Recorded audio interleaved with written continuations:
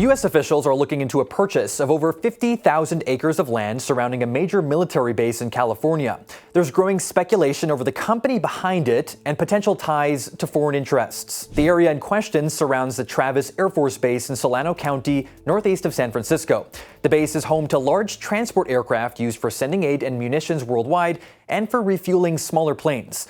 But since 2018, public records show a company called Flannery Associates has spent close to $800 million buying swaths of land around this base.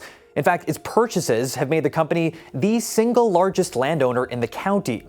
While Flannery says it is controlled by U.S. citizens and that most of its capital comes from American investors, the group has declined to provide specifics about its investors despite government inquiries. One lawmaker who sits on the House Armed Services Committee's readiness panel said, quote, "We don't know who Flannery is, and their extensive purchases do not make sense to anybody in the area. The fact that they're buying land purposefully right up to the fence at Travis raises significant questions." In a past letter, Flannery described itself as being owned by a group of families looking to diversify their portfolio from equities into real assets.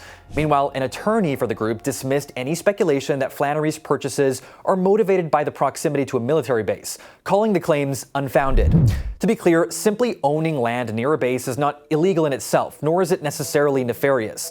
But the speculation is grounded in some recent events.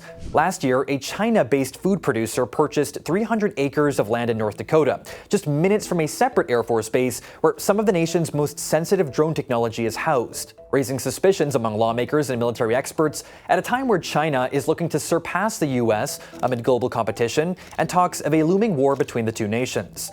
Right now, China owns upward of 192,000 acres of agricultural land within the U.S., worth nearly $2 billion.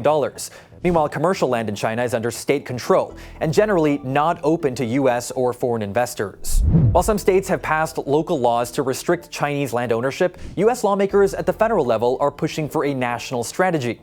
Last year, 2 Republicans introduced a bill to ban members of the Chinese Communist Party or anyone working for the CCP from buying real estate in the U.S. And earlier this year, a bipartisan group of lawmakers introduced a separate bill, which would bar the sale of U.S. agricultural land to any individual or entity tied to the governments of Iran, North Korea, Russia, or China.